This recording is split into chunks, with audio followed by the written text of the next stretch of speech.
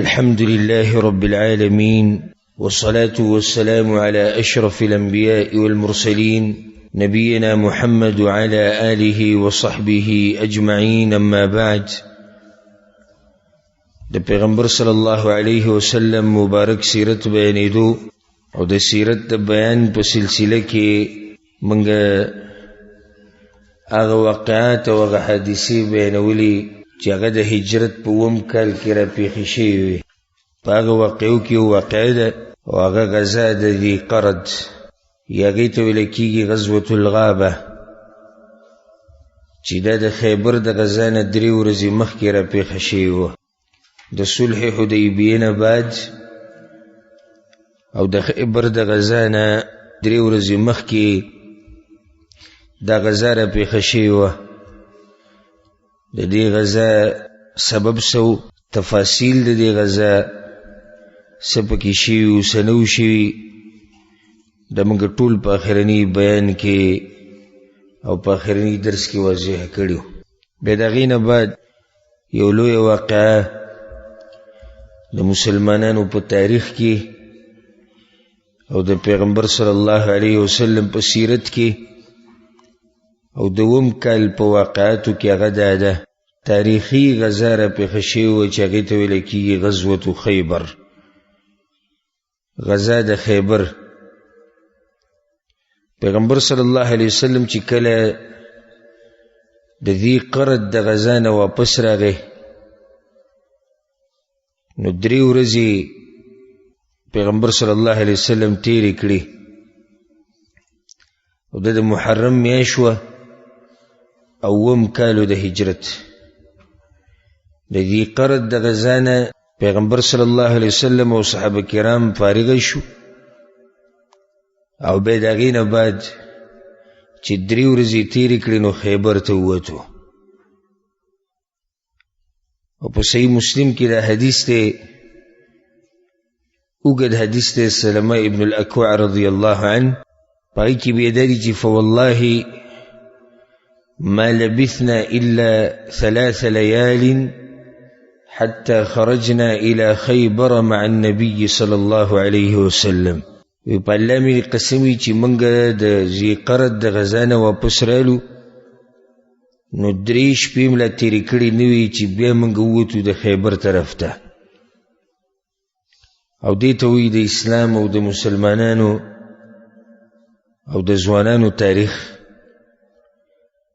لکه څنګه چې موږ د یوې مزدورۍ نه یو راغلي، په بلې ورغلي یو، او لکه څنګه چې موږ د دنیا د یو مسلې نه فارغ شوي نه یو، بله کې نښتي یو. د هغوی تاریخ داسې و، د اسلام دپاره یو قرباني لا مکمل شوې نه ده او بله پکې راله. اوس دا غزوة الغابه یا غزوة ذي قرد د هغې د ختمېدو 3 ورځې وشوې. صحابه کرام لا ستړي دي او بعض صحابه کرام پکې شهیدان شو چې د هغوی تذکره شوې وه. او بیا پیغمبر صلی الله علیه وسلم امر وکړو، وی د خیبر طرف ونیسئ. وجې د دې غزا، اوږد سیرت د دې غزا دی، د خیبر د غزا، او دا په یو بیان کې یا په 2 کې نه بیانېږي، کم سے کم 4 بیانه، 5 شپږ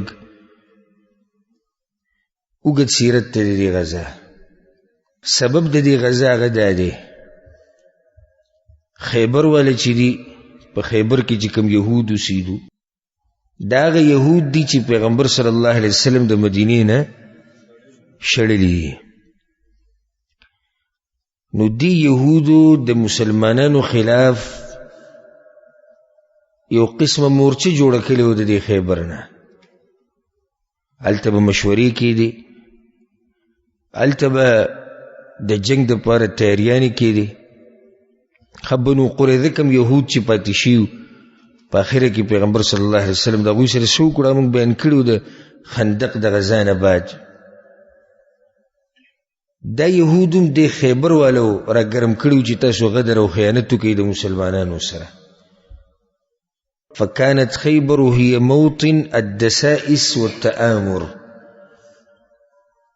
خیبر دا د یهودو د دین د دشمنانو یو مورچه وه او دلته به فیصلې کېدې او دلته به د مسلمانانو خلاف چالونه جوړېدو او څه چل به کوو څه به نه کوو دا غړډ کافران به دلته راجمع کېدو.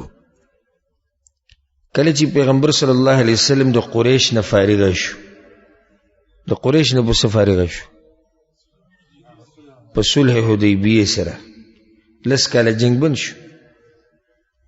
10 کاله جنگ بند دی، نو پیغمبر صلی الله علیه وسلم د هغه طرف نه په امن کې شو او غټ دشمن او تاریخي دشمن هغه د قریش کافران دي، زورور هم دي، ډیر هم دي، اهم هم دي.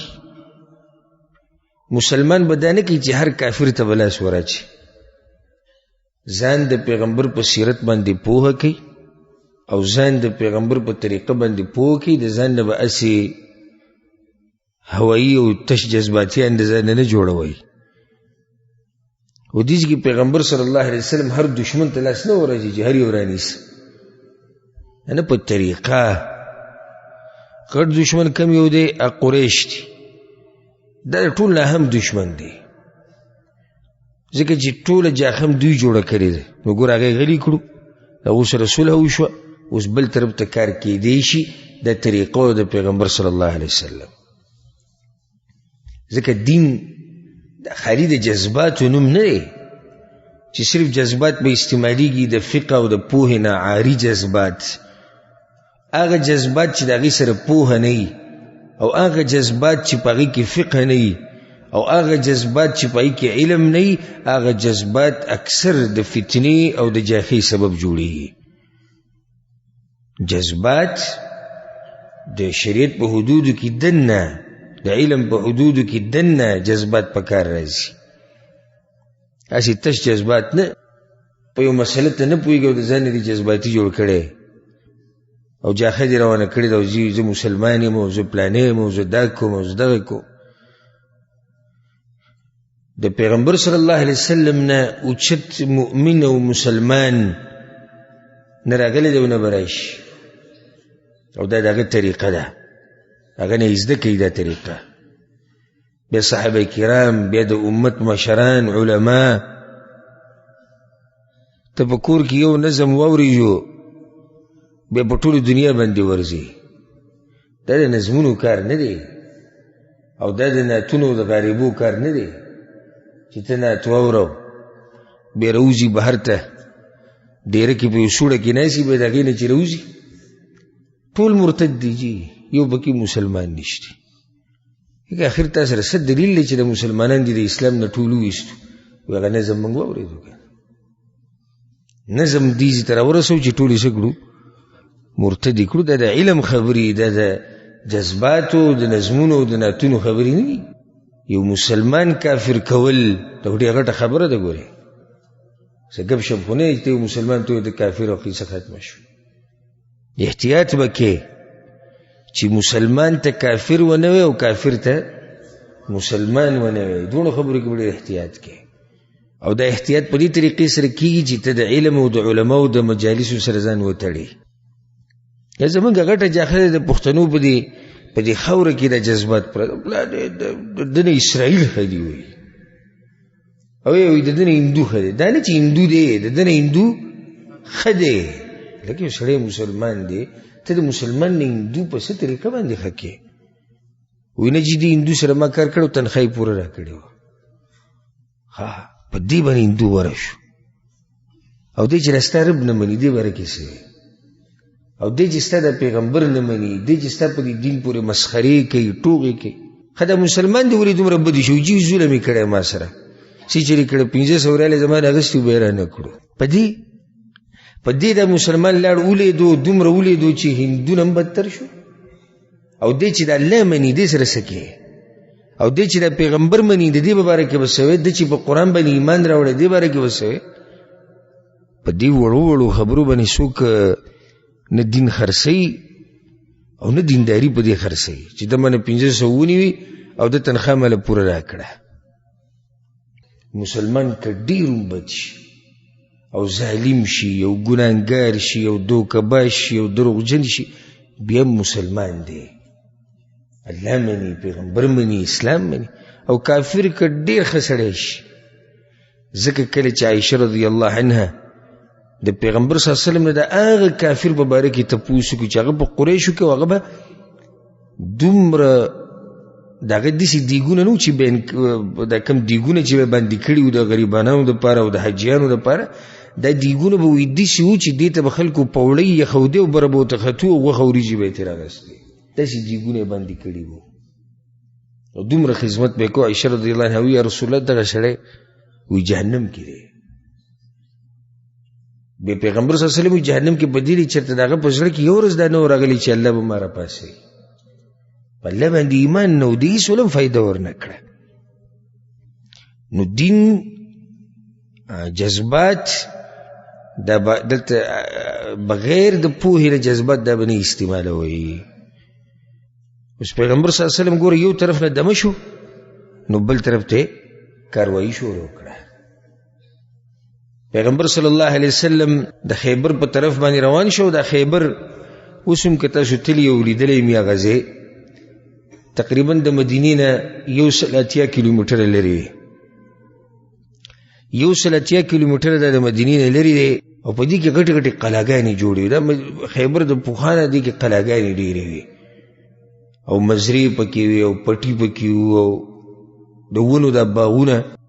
نو یهود د بنو قینوقاع او یهود بنو نضیر چې کوم پیغمبر صلی الله علیه وسلم شړلي وو مخکې، هغه ټول د هغې نه بعد په کوم ځای کې اوسېدو؟ هغه په دې خیبر کې. نو ټول یهود دلته راجمع شي، یهود په خیبر کې راجمع شي. خیبر قلاګانې پکې قلاګانې دوی دې دپاره برابر کړې وي که چې د دشمن حمله کوي نو چې موږ دې کې پناه اخلو. مزرې وي او ډېره ښایسته ځمکه وه د خیبر. پیغمبر صلی الله علیه وسلم د خیبر دپاره روان شو.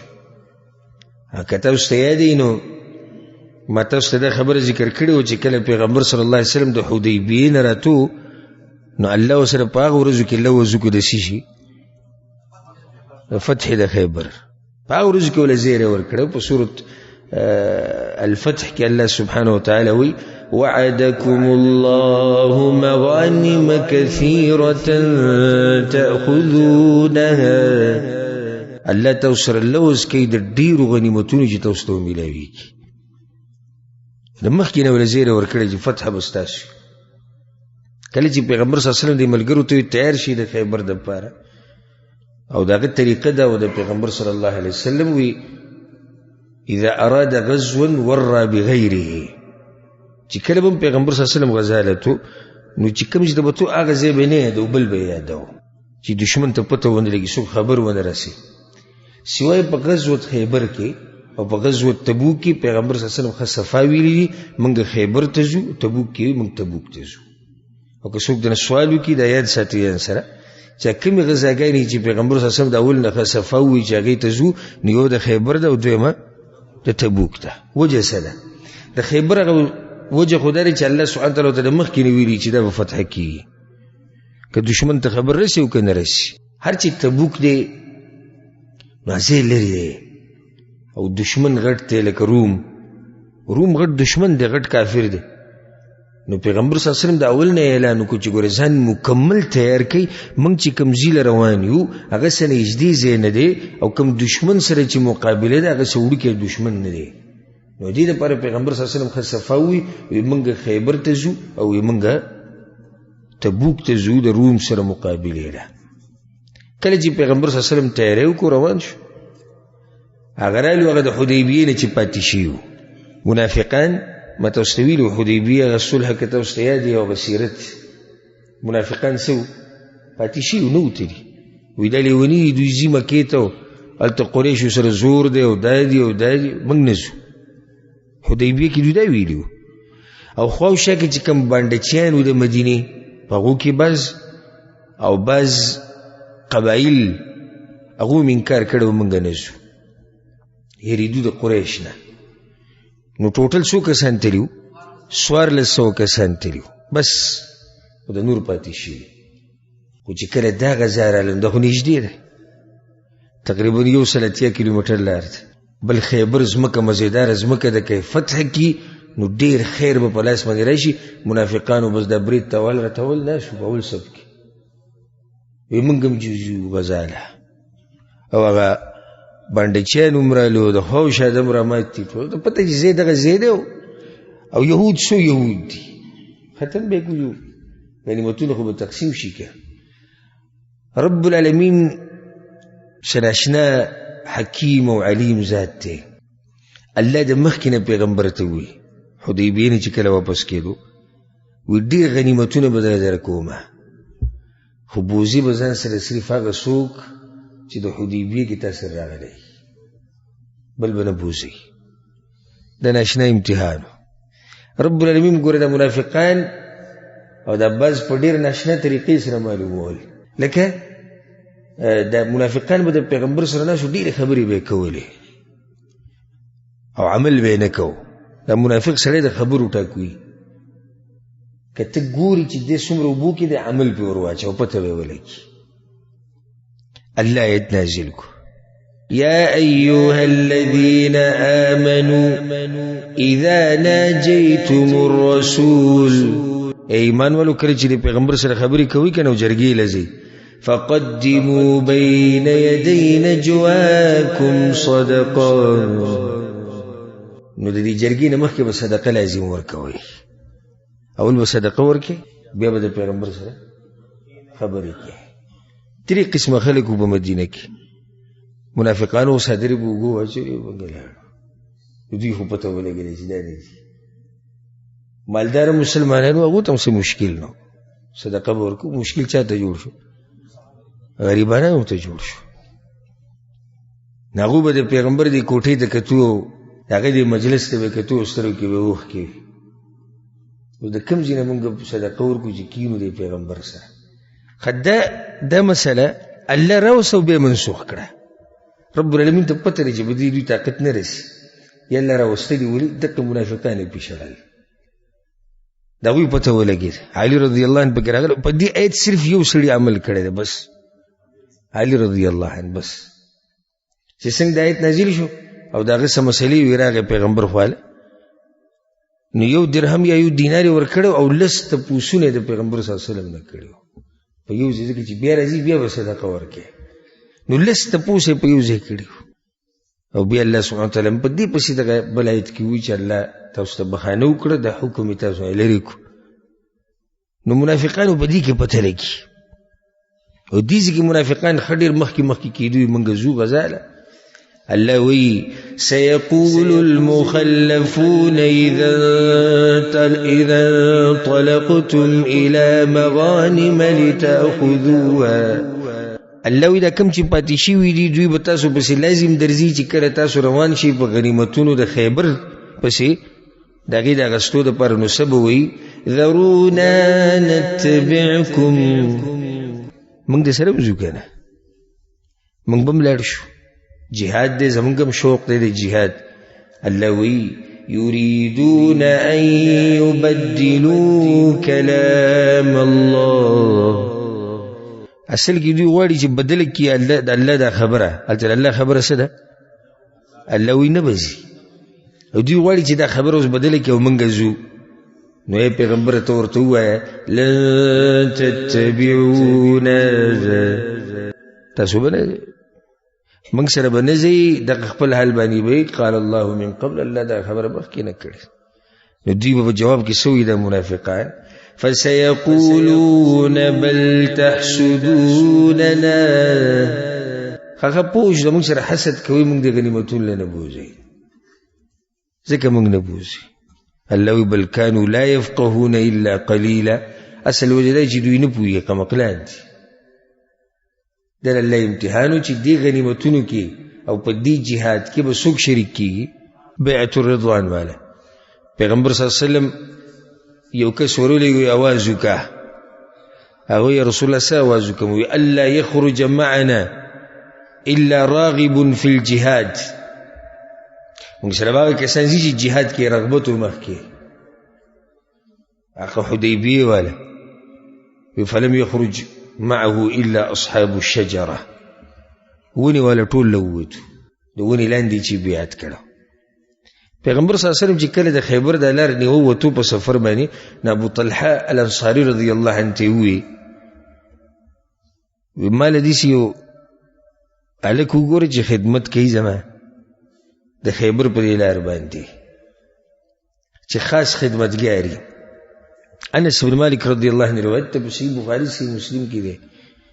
وی پیغمبر صلی الله علیه وسلم طلحه ته وی چې التمس لي غلاما يخدمني حتى اخرج الى خيبر.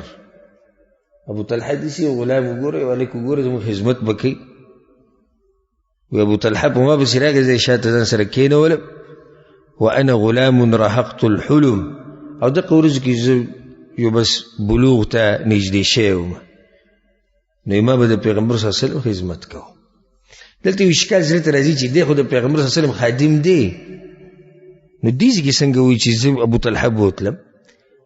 نو جواب دا دی چې پیغمبر صلی الله علیه وسلم خادم دی په مدینه کې وو، خو پیغمبر صلی الله علیه وسلم ابو طلحه ته وایي چې یو خاص خادم را لوګوره چې په دې سفر کې مې خدمت کوي، نو هغه ول بیا دی راوستو ځکه چې دنه اوچت خادم نو. نو یې د پیغمبر صلی الله علیه وسلم سره ګرځیدم، اذا نزل کله چې هغه پړاو واچو سجدي کې ما بوله خدمت کو، نو یو دعا هغه ډیره زیاته ویله د یاد کوي. و ایمان د پیغمبر صلی الله علیه وسلم نو د دعا په لار ډیره اوریدلې ده، اللهم انی اعوذ بک من الهم والحزن. یا الله زه پتا پورې پناه نیسم د غم نه او د تکلیف نه، والعجز والکسل، او یا الله د عجزین او د کمزورتیا نه مې ساته، او یا الله د کسل او د سستۍ نه د دې نه مې لرې ساته، والبخل والجبن، یا الله د بخل نه مې لرې ساته، او یا الله د بزدلۍ نه مې لرې ساته، وضلع الدین وغلبة الرجال، او یا الله د قرضو د بار نه مې ساته، وضلع الدین نه قرضو د بار نه، وغلبة الرجال، او د دین مې ساته چې څوک سړي را باندې زورور شي، دین مې ساته. نو انسان چې کله قرضداري شي، بوج پې راشي، ټوله شپه ورځې بیا دغه سوچي،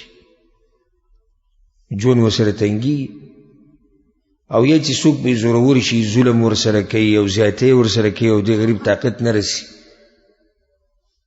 نو ځکه پناه ونیو په الله پورې د دې خبرونه. اللهم انی اعوذ بک من الهم والحزن والعجز والكسل والبخل والجبن وضلع الدين وغلبة الرجال. او د خیبر ته بیا موږ راورسېدو، ما یې خدمت کو. چا خدمت کو؟ انس بن مالک رضی الله عنه. پیغمبر صلی الله علیه وسلم په مدینه باندې سباع ابن عرفطاء الغفاری رضی الله عنه هغه مشر کو چې ته په مدینه کې او موږ لاړو. په دغه ورځو کې ابو هريره رضی الله عنه راغلی، د فائدہ غټه یاد ساتي. ابو هريره نوم تاسو باید ذکر اورئ. ابو هريره رضی الله عنه پیغمبر صلی الله علیه وسلم خواته په دې موقع باندې راغی چې هغه کله راغی پیغمبر صلی الله علیه وسلم خیبر کې و، او دغه وخت چې ابو هريره رضی الله عنه ایمان راوړی. ابو هريره رضی الله عنه ایمان په اووم کال د هجري راوړی، او سړی علم ته حیران شي، سړی چې د شپېته کاله علم کړی، و اته نه لس سلور کاله علم کړی، سلور کاله علم. او د علم ته چې سړی ګوري، سړی چې د شپېته اویا کاله علم کړی، دې ته وایي ځوانان، او دې ته وایي د علم شوقین. او په دې وخت کې د عمر دې سم نه چې 15 کاله وي 14 چې دا د سبق وخت دی، او دا چې زمونږ باندې وخت تېر شوی د دماغ مو اوس کار نه کوي. د دین طلب کول د عبادت دی، او د عبادت لپاره وخت نه ګورئ. عبادت به د کوم وخت پورې کې؟ د مرګ پورې به کې. نو سباع ابن عرفطاء الغفاری رضی الله عنه په مدینه باندې مشر شو. هم په دغه وخت کې مدینه ته دغه راغلی و دا ابو ثعلبه الخشنی رضی الله عنه. ابو ثعلبه الخشنی چې کله راغی، نو پیغمبر صلی الله علیه وسلم د خیبر د پاره ځان تیارو، نو ابو ثعلبه خشنی وسلم روان شو. دغه نه بعد بیا راغلی و د ابو ثعلبه او پیغمبر صلی الله علیه وسلم په ځان سره وکسان د خپل قوم راوستو او غوی اسلام قبول کړو. ابو ثعلبه الخشنی مشهور صحابي ده، او دی مشهور دی په خپل کنیت باندې ابو ثعلبه، او په نوم کې اختلاف دی، خو مشهور نوم د دی جرثوم، ابو ثعلبه جرثوم الخشنی رضی الله عنه. او د خیبر نه مخکې اسلام قبول کړی دی، په بیعت الرضوان کې دی شریکو. نو بیا هغه ځینه لاړ خپل قوم ته اسلام هغو له دعوت ورکړو چې تاسو اسلام قبول کړئ. نو بیا راغی مدینې ته. نو په کوم وخت کې راغی؟ د خیبر په دې وخت کې راغی. پیغمبر صلی الله علیه وسلم خیبر ته روان و، په دې ورسره روان شو. پیغمبر صلی الله علیه وسلم لار ونیوه د څه شي؟ د خیبر. ناشنا واقعیت په لاره کې راغلي دي. پیغمبر صلی الله علیه وسلم چې کله د خیبر ته روانو، نو په خر باندې سورو او په دې خر باندې له پاسه به نفلي مونځ کوو. دا مسله ثابته شوه. موږ مخکې فقهي درسونه چې کوم دي مسایل پای کې موږ دا واضح کړی ده چې نفلي مونځ د په سورلۍ له پاسه کیږي. انسان په سورلۍ له پاسه موټر کې نه شي، جاز کې نه شي، بس کې نه شي، په اس باندې سوري، په خر باندې سوري، په اوښ باندې سوري، نو نفلي مونځ کیږي. نو پیغمبر صلی الله علیه وسلم به نفلی مونز د په خر باندې کو په کم باندې چې سورو. او د عجزي و د پیغمبر صلی الله علیه وسلم چې اشرف المخلوقات هغه به هم کله سورلي کوله په خر باندې به سورو. په صحیح بخاري صحیح مسلم کې و حدیث ته ډېر ناشنا، سلمه ابن الاکوع رضی الله عنه پیژنئ کنه، د غزوة ذی قرد ازمره دا دی، کوم غزا چې موږ تیر شوي جمعه کې ذکر کړی و، او ډیر په منډه کې چې ډېر تکړه صحابي وغه دی. سلمه ابن الاکوع رضی الله عنه وی موږ د پیغمبر صلی الله علیه وسلم سره ووتو د خیبر په طرف باندې، فسرنا لیلا، یو څو شپې موږ سفر وکړو، یو شپه هم سفر وکړو. فقال رجل من القوم لعمي عامر ابن الاکوع، وی بعضو کسانو زما دې تره ته ووی عامر ابن الاکوع رضی الله عنه، هغه هم د دوی سره وبه سفر کې، وی یا عامر، ای عامره، الا تسمعنا من هنیاتک، دغه باز شعرونه به وانه ورې ته موږ ته. د عامر چې ده به د شعر و شاعري کوله په خوږ اواز کې به یې کوله. هغه ته موږ ته د ملګرو ته یې اورې راته نه چې دا سفر به هم لږ څه شي، لنډ به شي، او ستا د اشعارو نه به فایده هم واخلو. وی بس هغې شروع وکړه. او پیغمبر صلی الله علیه وسلم مو ملګری مو پیغمبر صلی الله علیه وسلم مو د شروع کړ څه ناشنا شاعر وی اللهم لولا انت ما اهتدينا ولا تصدقنا ولا صلينا. یا الله کته نه موږ ته به هدایت نه ملو شوی، نه به موږ صدقې ورکړې، نه به موږ منځونه کړې. فاغفر فداء لك ما اتقينا وثبت الاقدام ان لاقينا. یا الله د هر څه قربانو ستا په دین باندې، فداء د هر څه قربان دي ستا په دین باندې. خدا یو سوال کوي یا الله چې ثبت الاقدام ان لاقينا، سباله چې دشمن ته مخامخ شو، یا الله نه زموږ د خپې به مضبوطي کې. دا خبره وکړه. او بیا وی والقيا سکینه علینا، او یا الله په موږ باندې به سکینت او اطمینان رواچې، او زموږ د زړونو به پارام کې. انا اذا صيح بنا ابينا وبالصياح عولوا علينا. او موږ داسې قوم یو چې یو پرې راته آواز وشي د جنګ کنه، نو بیا هم څوک غلي کولی نه شي. چې یو پرې آواز وشي چې جنګ دی او موږ له دعوت را کړی شي، نو بیا موږ واپس کیږو نه. پیغمبر صلی الله علیه وسلم خو روان ومن هذا السائق، روایت کې راځي من هذا الحادي، څوک دی په خوږ اواز کې دا شعر چې وایي. صحابه عامر بن الاکوع، عامر دی یا رسول الله. پیغمبر صلی الله علیه وسلم وی يرحمه الله، الله دې به د رحم وکړي. په روایت کې راځي پیغمبر صلی الله علیه وسلم وی چې غفر لك ربك، ستا رب دې ته وبخي. عمر بن الخطاب رضی الله عنه او نور ملګرو وی یا رسول الله لولا متعتنا بعامر. الله اکبر. وی رسول الله پر خو دې بده وی موږ به خو نه غسته دې څه مطلب شو؟ پیغمبر صلی الله علیه وسلم د شاعري نه منع کو؟ نه منع کړی خو نه دی. څنګه؟ جواب د دې دا دی، روایت کی راځي ایاس ابن سلم رضی الله عنه وی مستغفر رسول الله صلی الله علیه وسلم لانسان یخصه الا استشهد. کله چې پیغمبر یو خاص انسان ته دعا کړې د بخانی د شهید کیږي. نو ملګرو یا رسول الله لولا متعتنا بعامر کله نور دې پرې خو ده مونږ به دې د خواږه اشعار اورېدلې.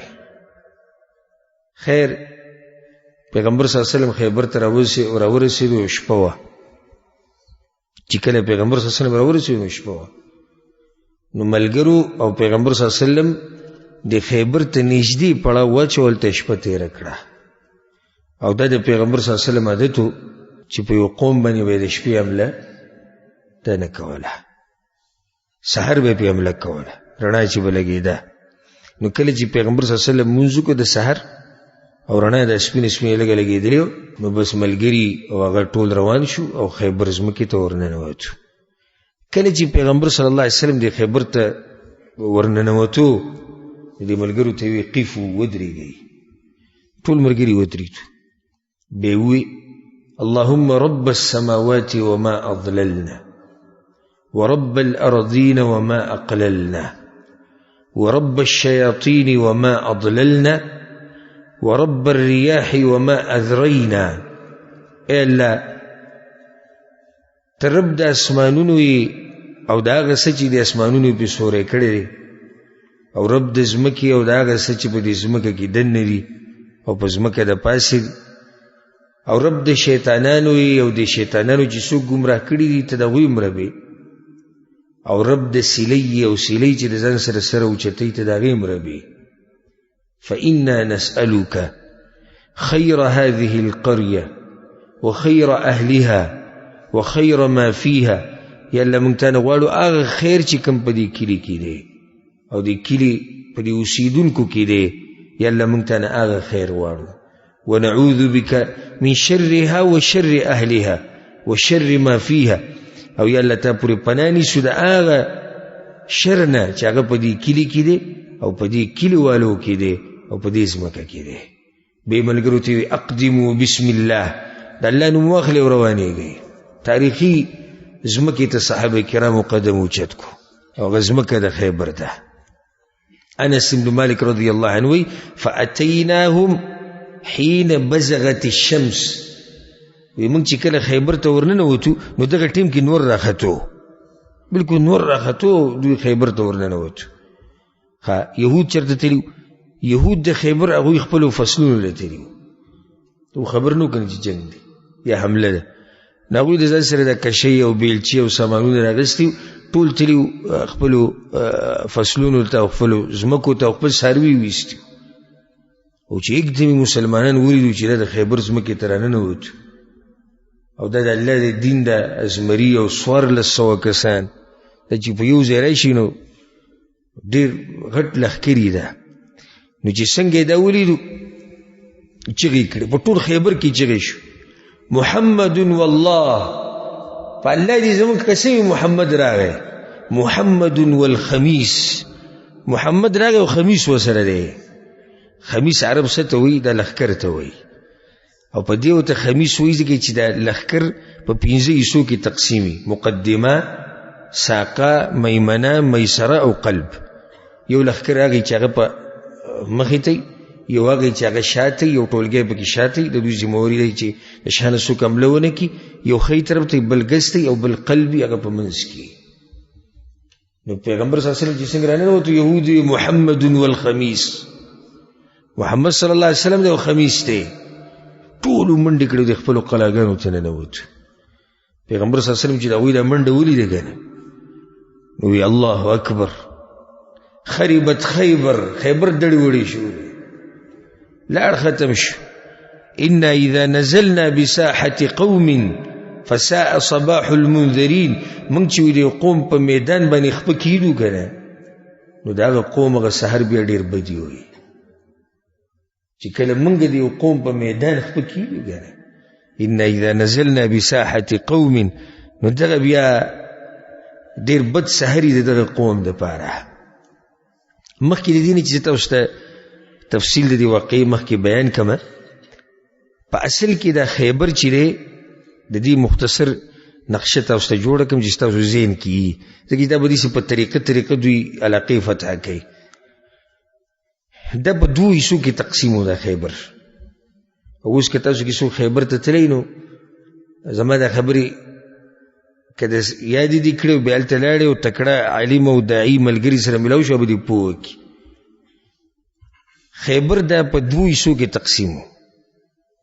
په دې یو حصه کې 15 قلاګانې وي او دا دویم چې کم دی نو په دې کې 3 قلاګانې وي. نو ټولې څو قلاګانې شوې؟ 8 قلاګانې دي او دا غټې قلاګانې دي. قلاګانې ډېرې دي په خیبر کې. دا کوم اتو ته چې ما اشاره وکړه دا بې انتها غټې قلاګانې دي او غټ لښکر د یهودو په دې کې دی. ښه یو طرف ته 15 قلاګانې دي. د یوې قلا نوم دی ناعم، دویمه قلا ده الصعب ابن معاذ، دریمه قلا قلعة الزبیر ورته ویل کېږي، او څلورمه قلا ابی د هغې نوم، او 15مه قلا حصن النزار د هغې نوم.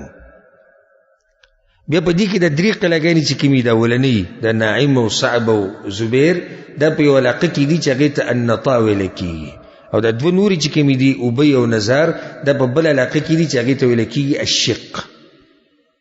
اگر که دا په یو برخه کې دي، ما وویې خیبر تقسیم که څو برخو ته؟ 2 ته. نو په دې یو کې څو قلاګانې دي؟ 15 غټې، او په دې بل کې څو دي؟ 3. بیا به دا غټې قلاګانې د 15 چې په کومه علاقه کې دي نو په دې کې د 3 په کومه علاقه کې چې دي هغې ته ویل کېږي نطا، د علاقې نوم دی، او د دویم ته ویل کېږي د 2 نور چې پکې دي هغې ته ویل کېږي الشق.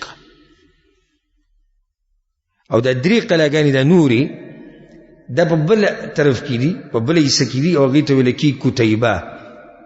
په دې کتیبه کې 3 قلاګانې وي، القموس، الوطیح، السلالم. دا د قلاګانو نومونه وو.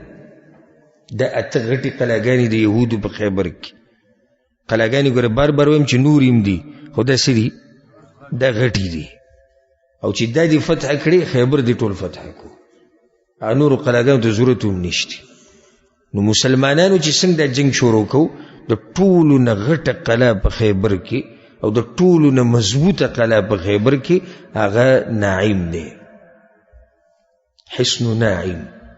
نو پیغمبر صلی الله علیه وسلم ملګرو ته وی اول کار به دا کوو چې دا قلا فتح کول غواړي، چې هغې ته ناعم ویل کېږي، ناعم په میم سره. پیغمبر صلی الله علیه وسلم چې کله د قلا ته نږدې شو، یهود پټ شو په دې قلاګانو کې، څوک یوې ته لاړ څوک بلې ته لاړ. دوی ورمخکې شو د ناعم دې قلا ته، هغه قلا ته چې د هغې نوم ناعم دی. نو د هغې نه یو یهودي راووتو، سلمه ابن الاکوع رضی الله عنه وی کله چې موږ خیبر ته ورسېدو او د قلا ته نږدې شو، ناعم قلا ته، وی خرج ملکهم، د هغوی هغه ملک راووتو، مشر راووتو، امیر راووتو، چې د هغه نوم مرحب، دا د هغه نوم یخطر بسیفه، وی د توره یې سره اغوستې وه، په فخر او په تکبر سره روانو، او د توره یې داسې خوځوله وي، او دا وی چې قد علمت خیبر انی مرحب شاک السلاح بطل مجرب اذا الحروب اقبلت تلهب. وی خیبر ته ښه پته ده چې زه مرحب یم، په اسلحو باندې سنبال سړی یم، شاک السلاح بطل مجرب، ښه تجربه کار قهرمان یم، او په هغه وخت کې ښه تجربه کار یم چې کله جنگ سور شي او لمبي کوي نو ښه پکې تجربه لرم. دی مسلمانانو ته ځان وښو چې څوک را مخکې شي، وایي څوک شته چې راوځي. د ټولو نه اولنی مسلمان چې پاڅېدو د سلمه ابن الاکوع رضی الله عنه تره عامر ابن الاکوع رضی الله عنه، هغه یا رسول الله زه ورځم، زه ورشم.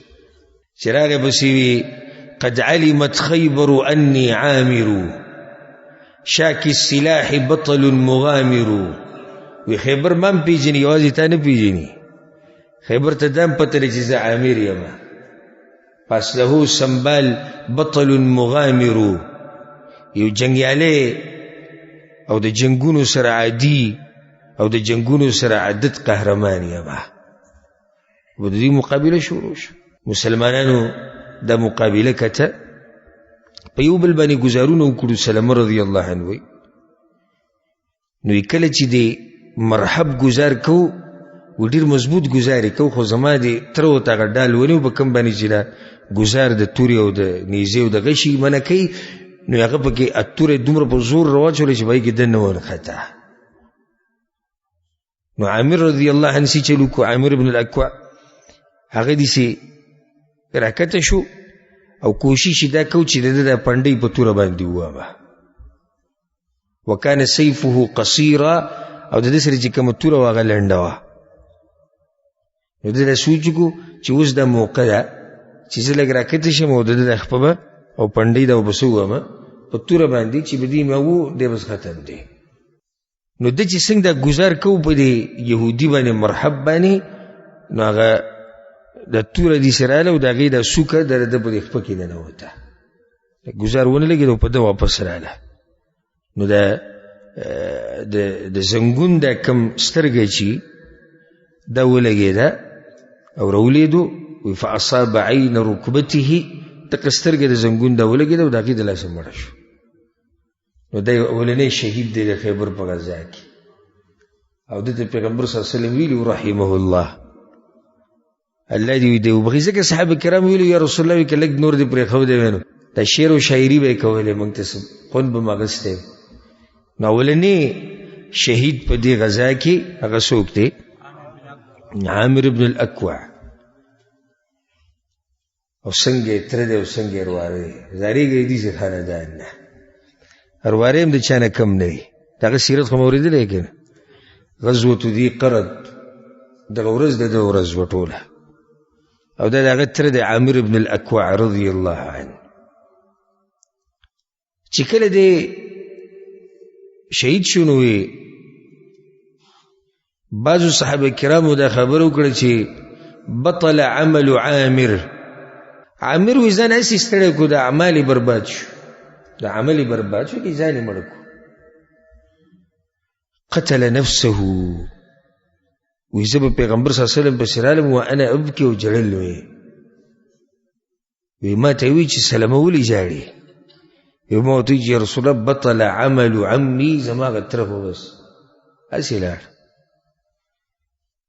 پیغمبر صلی الله علیه وسلم ته چا ویلی ته جاسیلار وي ناس من اصحابك ستاسو د ملګرو کې باز دیږي پیغمبر صلی الله علیه وسلم ته وی خطا شوی دی هغه څوک چې دا خبره کوي ان له لاجرين ستترل الله دوا اجر ور کوي یو اجر نه دی وی د دوه غوتی دي یو ذکرو چې ان له اجرين ولی وانه لجاهد مجاهد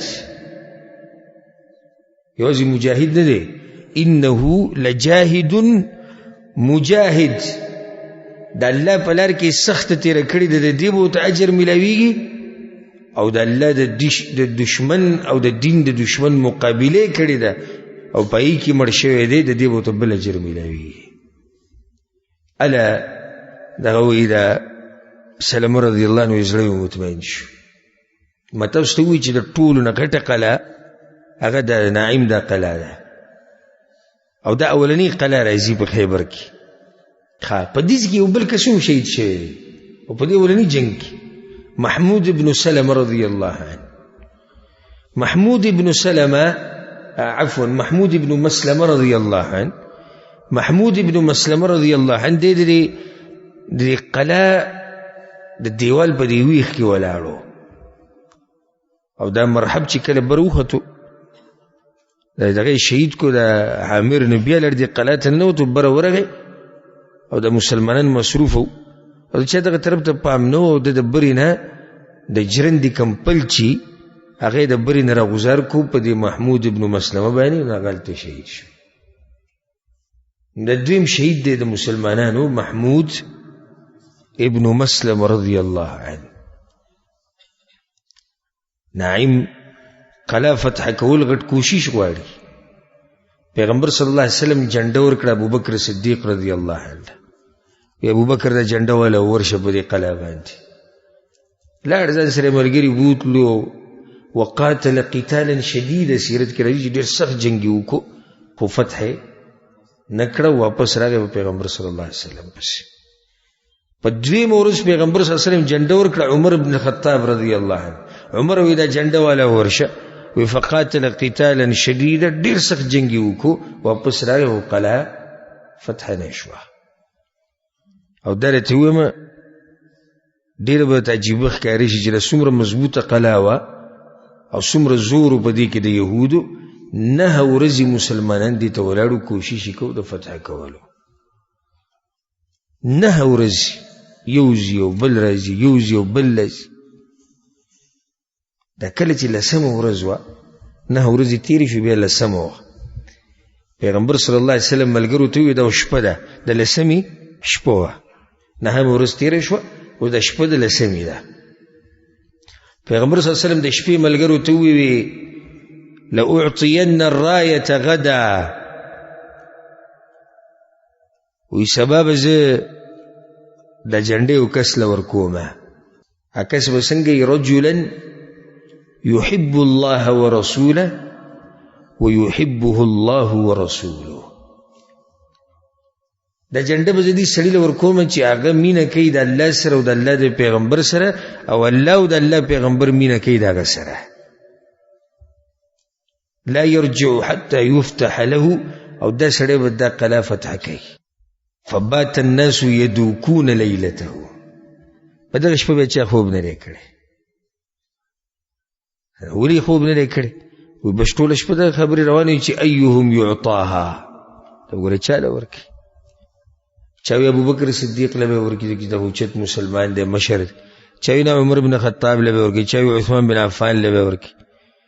چا وی نه دا سلمه له ورکړي ځکه چې تېره غزا کې هم د هغه خاصیت و د هغه سیرت و. چا وی پلاني له چا پلاني ټوله شپه. عمر بن الخطاب رضی الله عنه وی ما احببت الامارة الا يومئذ. زما چېرته مشرتیا نه وه خو په دغه ورځ مو ته زړه کېدو. فتساورت لها رجاء ان ادعى لها. وی چې کله سهار شو او د شوي نه دي دا د الله دین ازمري دي. ډېره غټه خبره ده که نه. پیغمبر ګوی ورکوي دا سړی مین دی په الله باندې او د الله په پیغمبر باندې او دا معمولي خبره ده. دا غټه نه ده چې موږ هم مین یو په الله باندې او الله په پیغمبر باندې. خو دا ډېره غټه ده. الله او د الله پیغمبر محبت کوي د دغه سړي سره. دا ډېره عجیبه وه. په دوی د شي څنګه سهار شو ټول لا جمع شو. عمر بن الخطاب رضی فتساورت لها.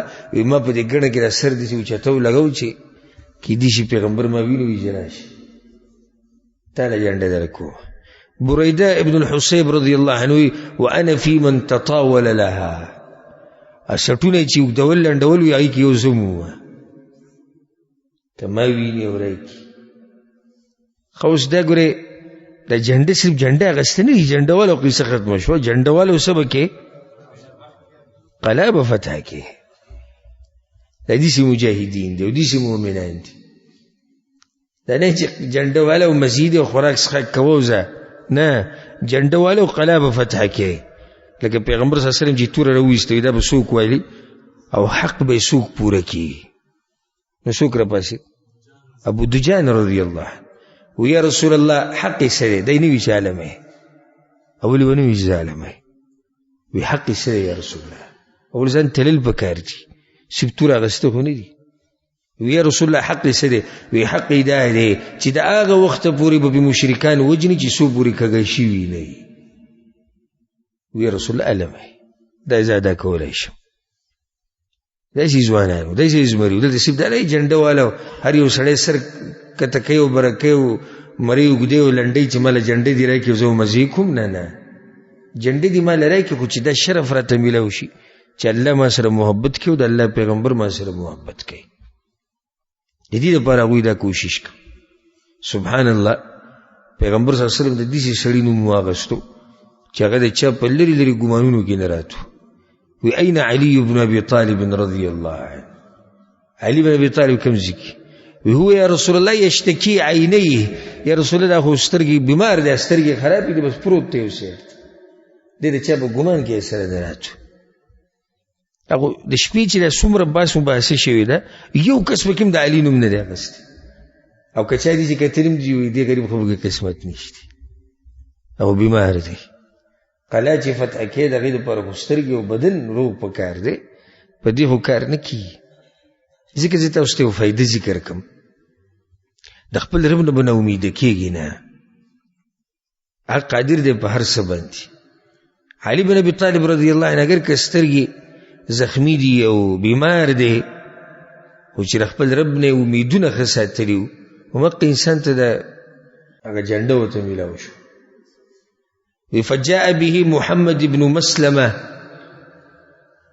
محمد بن مسلمه رضی الله عنه چې دینو علي بن ابي طالب روان کړه خو نظر نه لګیدو محمد بن مسلمه څه تذکرہ تیر شو بارك الله فيك محمد بن مسلمه د پیژنې ته يهودي كعب بن اشرف چې وجلو او محمود بن مسلمه د بل ضرور دی او دا محمد بن مسلمه دی وی حسین محمد بن مسلمه رضی الله عنه علي بن ابي طالب روان کړی دی وبه رمد رمد په عربي کې څه ته وي په دې سترګو درلای شي و پړسیږي هغه د سترګې پړسېدلې او دړې کو پیغمبر صلی الله علیه وسلم چې کېنولته فبصق رسول الله صلی الله علیه وسلم فی عینیه پیغمبر صلی الله علیه وسلم دغه په سترګو کې لاړې مبارکې ولګولې او به ول دعا وغوښته فبرأ بیماری ختم شو حتی کأن لم یکن به وجع لکه د سره چې په دمنه د تکلیف تیر شوی نه او به داوی سپینګیره شو علي بن ابي طالب رضی الله عنه دا خبره به کوله وی د کمی ورځې نه چې پیغمبر صلی الله علیه وسلم زما په سترګو کې هغه لاړې لګولې کنه د اوسه پورې ماته د سترګو تکلیف بیا نه راغلی بیا وته پیغمبر صلی الله علیه وسلم علي اجنډا واله شرف دته ملاو شو صحابه کرام په سترګو کې وښ کې وړي راوړي چې خداو جنډا واله او به وته وی علي رضی الله عنه یا رسول الله اقاتلهم حتى يكونوا مثلنا یا رسول الله جنگ به سره دغه وخت پورې کوم چې زمونږ په شان شي یعنی مسلمانان شي هغه چې انفذ على رسلك انفذ على رسلك یعنی خبرام لاړ شتادي ونه کې حتى تنزل بساحتهم چې تر دې ته دغه هغه میدان ته او دغه منځ ته ورننوځي په روایت کې راځي وی لاړ بشي د جنډواله خو واپس بشاته نه ګوري شاته به نه ګوري بیا ګوري شاته به نه ګوري مطلب شاته به بیا را واپس کیږي نه ګوري زیبا په دې روایت کې دا دی چې ادعوهم الى الاسلام د اسلام دعوت بوله ورکی او بیا به په دې پوهه کې چې د الله په دوی باندې څه حق دی او په روایت کې راځي چې کله دې روان شو علي رضی الله عنه پیغمبر صلی الله علیه وسلم ته بس دا غوي مستورنه نه وځه هو واپس به نه ګوري روایت کې راځي علي رضی الله عنه سجی پوری دي سلاړ بیا ودرې دلته او شاته کتوم نو د مخ یق طرف ته پیغمبر صلی الله علیه وسلم شاته یا رسول الله على ماذا اقاتلهم يا رسول الله کوم خبر به سره جنگ کوم بنیادی مسله به کومي خو شاته نه کتوځي چې پیغمبر وته سویلو شاته به ګوري نه هغه دې مطلب دا نه چې شاته به نه ګوري نه شاته مخ مراړوا شاته به ګوري نه مطلب یعنی د جنگ نه ورستو کیږي نه نو دې دا غزین رام نه واپس پیغمبر صلی الله علیه وسلم پسې او دا غزین چې ولی یا رسول الله جنگ به سره پسې کوم وي دې ته وی تابعداري د پیغمبر صلی الله علیه وسلم زموږ په شان یو حدیث او قران او سنت ته پیش کی سو پوری خان دي سو کوئی زموږ مذهب کې شتي سو کوئی زموږ مذهب کې نشتي سو کوئی دستاسو د مولا مسله ده بلوي زموږ د مولا مسله ده زموږ په کتاب کې خو نه دي راغلي او تاسو په کتاب کې راغلي دي سعودیانی کوي او پښتانه نه کوي او پنجابیانی نه کوي زرقي سي دي او دا قوم نو دوی د پیغمبر خبرو کړه هغه به پټک عمل کوي پیغمبر صلی الله علیه وسلم وتوی قاتلهم حتى يشهدوا ان لا اله الا الله وان محمدا رسول الله صلی الله علیه وسلم. په دې وسره جنگ بیا ته پیغمبر صلی الله علیه وسلم وی فوالله لأن يهدي الله بك رجلا واحدا. اے علی که الله یو سړی ته مستاد له هدایت ورکو کنه نو خیر لك من ان يكون لك حمر النعم، دستاد پر د سرو او خانو نم ورای. عربو کې د سرو خان مشهور او د قیمتي وسم قیمتي نو کله چې به عربو دي سي په یو مثال ورکو چې دا شی ډیر قیمتي دی نو دا به وي د سر او خنم قیمتي دی او دې کې فضیلت دی او خوشحالي دی هغه چې د پاره چې الله دین طرف ته دعوت ورکړي. یو سړی لکه چې الله هدایت ورکړي ستاسو د لاسه د سرو خان سره پر وري نو سم خیل چې یو عالم یو داعی په سونو په زرګاو په لکاو کسان دغه په بیان باندې الله ته هدایت ورکړي د انسان له الله څومره لوی اجر ورکړي. کوشش کوي د الله دین طرف ته دعوت ته تبلیغ. یو خبره دې ذکرې وړه ده بیان کا لګه ده بیان کا خو کوم حق خبره چې دې ذکرې ده او په پویږي نو ویره سوا بیان کا په طریقه او په حکمت سره دغه چې لوی فضیلت دی. ها علي بن ابي طالب رضی الله عنه وته چې څنګه دې قلات نږدې شو کنه مرحب وروته اقا د يهود هغه مشر چې د سره چا مقابله کړې و عامر ابن الاکوع او محمود د شهید کړو نو چې دې کله وروته بهرت وقد علمت خيبر اني مرحب شاك السلاح بطل مجرب اذا الحروب اقبلت تلهب.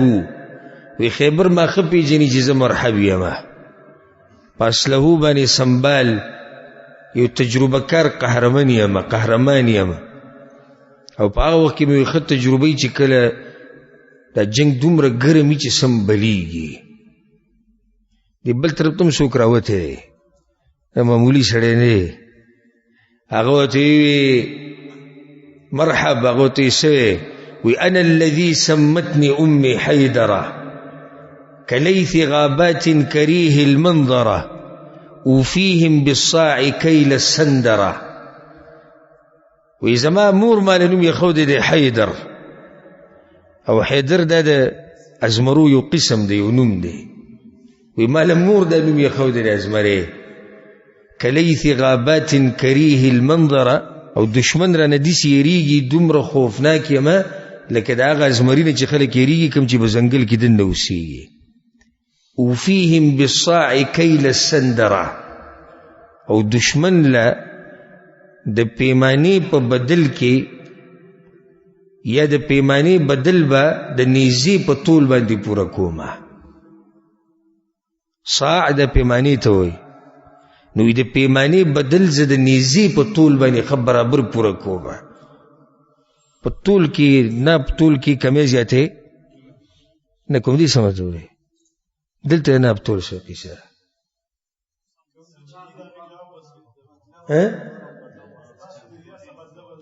دلته مطلب دی چې دشمن سره په گزار کې کمی نه کومه یعنی کسته دا مطلب چې په گزار کې د کم شي یا به کمزوري شي نه اوفیهم بالصاع کیل السندره برابر پورا پیمانه ورکومه غم مکووي او یو گزاري کړي دې زور ته ګورو حیران بشي تاسو څنګه چې دوی مخامخ شو. سیرت کې راځي وی علي رضی الله عنه په غبن دي اولنې گزار کړي دا کړي او د دې یو گزار سره ففلق راسه داګه د سری دوه ټوکړي کړي. دا دیغه انا الذي سمتني امي حيدره مور وليس حيدر نو مو يهو دي حقدار دي كليث غابات كريه المنظر وفيهم بالصاع كيل السندره.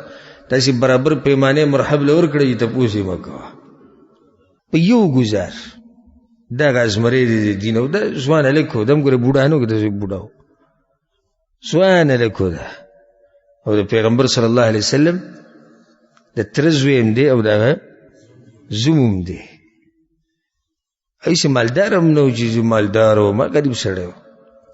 ځکه فاطمه رضی الله عنها به د به کور کې کله چې واده شو نو کار به یې ډېر کوو، نو د لاسونه یې پولی شي وو. راله پیغمبر صلی الله علیه وسلم پسې یا رسول الله د قیدیان ستاسو خواته ځي راځي که چېرته موږ ته پکې یو خادم او یو نوکر راکړي. پیغمبر صلی الله علیه وسلم ورته ذکر وکړو. دا دلیل دی په دې باندې چې د کور د مالدارۍ کور نه و، بلکې د څه کور و؟ د غربت کور و، خو په دین کې امیر و. ځکه دی مشهور دی په شجاعت باندې. د دې قلعه ته ننوتی دی، خو دې قلعه باندې دروازه وه. قلعه د ټول نه لویه قلعه د نعیم د قلعه ده، او دا په دې باندې غټه دروازه وه. نو دې ته به دننه کېږي څنګه؟ نو دا دروازه علي بن ابي طالب رضی الله عنه یوازې د دغه ځای نه راویستې راوچته کړې ده. او داسې راځي تاریخ کې چې دا دروازه به صرف 20 یا 25 کسانو کولاواله او بیا به 25 بندوله. صرف په کولولو بندولو کې دومره زور لګېدو. او دا دغه ځوان دا د یوازې راوچته کړې ده. ځکه بیا به ملګرو ته دا وي زه نه یم پوه شوی او د طاقت الله را کړی و. ځکه چې دا خو هغه طاقت باندې نه کېږي چې انسان کې کوم عام طاقت وي، وایي دې سره ایماني طاقت و. ځکه دا علي بن ابي طالب رضی الله عنه بیا په دې د خندق په غزا کې عمرو بن عبدود د ده مقابلې ته راوتی و، که تاسو ته یاد دی. د هغه سره یې سیچل کړی و، هغه هم دقې شان راووتو، سینه یې ټپوله. وایي څوک به راوځي؟ علي بن ابي طالب وایي زه به راوځم. هغه ورته وایي ګوره مشرانو کې څوک راوباسه، ته هلکې غلی کښېنه. بیا واقع مقابلې ته ورغی او عمرو بن عبدود دا د مردار کړی. او که تاسو ته یاد دي د احد د غزوة بدر او غزوة بدر کې اولني 3 کسان چې د مسلمانانو طرف نه مقابلې له وتو، یو پکې څوک و؟ علي بن ابي طالب رضی الله. او دا دومره بادر انسان دی چې د هجرت په شپه باندې د پیغمبر صلی الله علیه وسلم په طلایي کې خوب کړی او د شپه کړی دا علي بن ابي طالب رضی الله عنه. دا اشنا ځوان و. د دې سیرت ما بیان کړی دی مکمل، هغه واورئ. تاسو به حیران شئ د دې انسان د ایمان ته او د دې دغه اوچتو صفاتو ته. الله ورله ډېر اوچت ایمان ورکړی او د ده کنیت ابو تراب. او وجه دا وه په اصل کې د کنیت ابو حسن و، ابو الحسن، حسن حسین رضی الله عنه پلار او حسن مشر و. خو دی یو پیر د فاطمې سره وران شوی و په څه خبرو کې. پیغمبر صلی الله علیه وسلم لور کور ته ورغی، وخت په وخت به ورته تپوس وکړو چې ورغی علي نشته. وایي څه شو؟ یا رسول الله خو بس خبرې ما سره واړولې ووتو. پیغمبر صلی الله علیه وسلم چې راووتو دې جومات ته، نو دی په دې جومات کې په خاورو کې پروت دی او دا خاورې داسې لږې را جمع کړي دي او د هغې نه بالښت جوړ کړی. پیغمبر صلی الله علیه وسلم ورته قم ابا تراب، پاسوي د خاورې پلاره وي. و دا نوم د ده ډېر خوښ شو. نو بیا به خلکو ته وي ما ته ابو تراب وایي، دا ابو تراب دی علي بن ابي طالب رضی الله عنه. جسمانی صفات د جسم نه دنګ نه و، ډېره دنګه باډي نه وه. او بل دا چې د جسم نه ډېر غټ و، ډېر زیات غټ و. کله نا کله به عمر بن خطاب رضی الله عنه، ابوبکر صدیق دوی سره به ګرځېدونه، خو دنګ و ډېر او دی د باډۍ نه لږ چیت و. نو بعض روایتونو کې داسې راځي، سیرتونو کې عمر بن خطاب رضی الله عنه به د سره ګپ لګو. د یو ورځ د هغوی سره ونه دواړو په دې منځ کې روانو، هغه سره ګپ لګو. ابو تراب هسې خیال دی دی موږ درې وړو ته هغه وایي څنګه؟ وایي زمونږ مثال د لنا ټکي دی، لنا لام نون بیا الف. لنا لا نه نه لنا لام نون او بیا الف. نو دام دنګ دی، دام دنګ دی په منځ کې ده نون دا چیت دی. هغه ته ابو حفص دا خبره دی صحیح ده، خو که دی لنا نه دا نون لر کو که نه هېڅ پکې هم نه پاتې کېږي. منځ کې بنیاد هم دقه دی، که دا یې چې لر کې به هېڅ نه پاتې کېږي. ډېر ناشنا سره ږیره یې ډېره غټه وه، به انتها غټه ګیره وه. ځکه ما د سیرت بعض کتابونو کې کتلي او څه حیران کړی وم. وایي د ده داسې ګیره وه چې کله به د جمعې خطبه کوله د مسجد نبوي کې به ولاړو نو په دې دروازه به سیلۍ راتله، د ده دا ګیره به یې خوځوله راخوځوله، نو کله نه کله به دا سیلۍ دومره ډېر راغله چې د دا ګیره به یې راوچته کړه او د ده دا مخ به پکې پټ کړو. نو ډېره غټه ګیره یې وه او په ځوان پورې ګیره خوند کوي، او چې بیا ځوان د ابو تراب په شاني په هغه پورې ډېر خوند کوي. بیا علي رضی الله عنه واپس راغی او مرحب مردار کو او دا قلم هغه فتح کړې وه. بعضې روایتونو کې داسې راځي چې محمد ابن مسلمه رضی الله عنه هغه دا مرحب وجلی دی، خو دغه روایتونه سندن کمزوري دي. صحیح خبره دا ده چې علي بن ابي طالب رضی الله عنه هغه دا مرحب مردار کړی. په دې باندې به اکتفا وکړو او بیا د دې نه بعد څه چل شی هغه به انشاءالله پر روان درس کې د ذکر کوم. د دې نه بعد بیا د مرحب رور راوتی دی یاسر، دا د مرحب رور هغه بیا د دې قلا نه راوتی او هغه سره بیا یو صحابي مقابله کړې وه چې هلته څه چل شی او اخري انجام سو. بیا د نورې قلاګانې څنګه فتح شوې وي، خیبر مکمل د خیبر د غزا واقعه دا به انشاءالله پر روان درسونو کې بیانو. الله سبحانه وتعالی دې موږ پوه کړي په قرآن او حدیث باندې، او الله سبحانه وتعالی دې موږ له توفیق راکړي د صحابه کرامو په نقش قدم باندې رتلو. هذا والله اعلم، وصلى الله وسلم على نبينا محمد وعلى آله وصحبه أجمعين.